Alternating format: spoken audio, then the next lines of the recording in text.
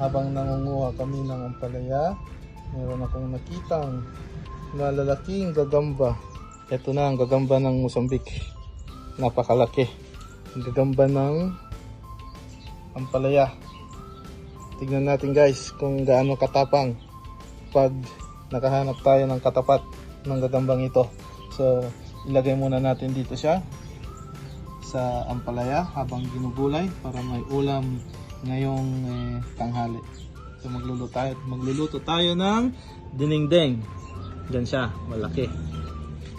Tapos meron pang isa dito syempre na nagtatago dahil hindi makukumpleto ang laban pag walang kalaban. Yan, ang laki guys. Tingnan mo. Bagong huli lang to, itong gagamba na to. Kasing laki ng kuko ko. Yan muna siya. At kukuha tayo ng plastic. Ito pala yung kasamahan ko na naggugulay ng ampalaya. Guys, ito na yung dalawang gagamba. Isang malaki na kasing size ng isang daliri o kuko. Tapos yung isa naman na makulit. Malaki din, pero mas malaki itong isa. Yan, maghaharap na sila. Tingnan natin kung sino ang mananalo. Yan. Yan. Wala, nagkamayan lang ulit. Malikot. Ayan na. So, tingnan natin kung paano sila maglalaban. Yan, may tumae pa siya kunwari. Yan.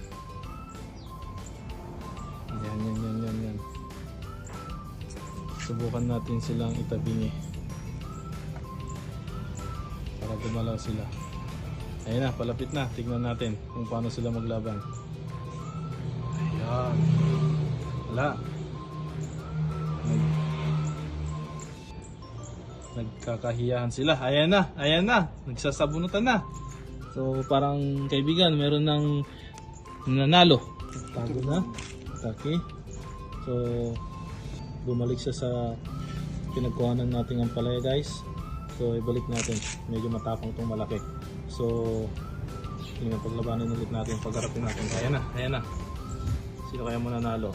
Makikita na dyan. Wala. Naging bakla na yung isa kaibigan dahil malaki nga naman ang agwat nila. Mas malaki yung isa. Mas malaki pa yung mga galamay. At parang daliri o kuko ang kasing laki niya.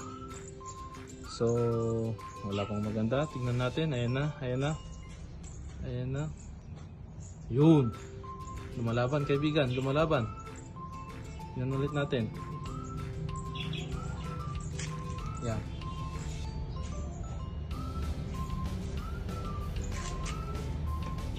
Ayan. Mga kaibigan, nandito tayo sa Mozambique. Ayan. Tingnan natin kung paano maglaban itong dalawang malalaking gagamba.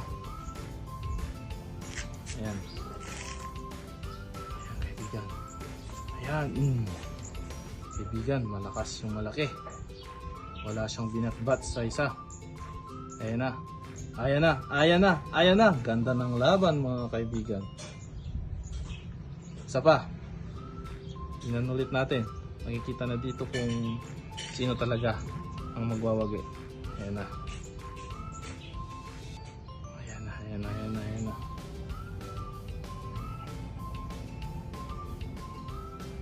Nagtitinginan lang sila mga kaibigan. Tingnan natin. Yan. Wala na kaibigan. Natalo na yung isa. Hanggang sa susunod mga kaibigan.